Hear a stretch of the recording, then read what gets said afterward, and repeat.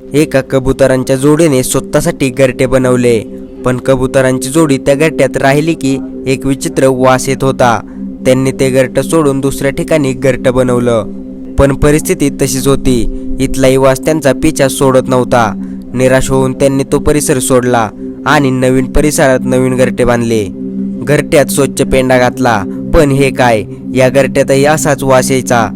कंटाळून त्यांनी आपल्या एका जुन्या शहाण्या कबुतराचा सल्ला घ्यायचे ठरवले आणि त्यांच्याकडे जाऊन संपूर्ण घटना सांगितली. हुशार कबूतर त्यांच्या घरट्यात गेले, इकडे तिकडे फिरले आणि मग म्हणाले, हा वास घरटे बदलून जाणार नाही.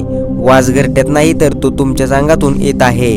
तुम्हाला तुमचा वास उघड्यावर जाणवत नाही, पण घरट्यात प्रवेश करताच तुम्हाला तो जाणवतो आणि घरट्यातून वास येत असल्याचे समजते. आता फक्त स्वतःला स्वच्छ करा.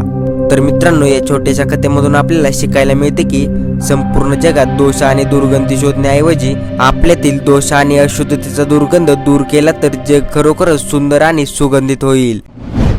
आय होप मित्रांनो, मला या कथेच्या माध्यमातून जे काही सांगायचे होते ते तुम्हाला समजले असेल.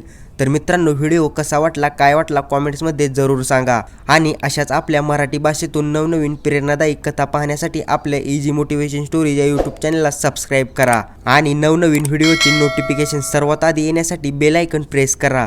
तर चला भेटूया पुढच्या एका नवीन भन्नाटाच्या व्हिडिओमध्ये. तोपर्यंत धन्यवाद.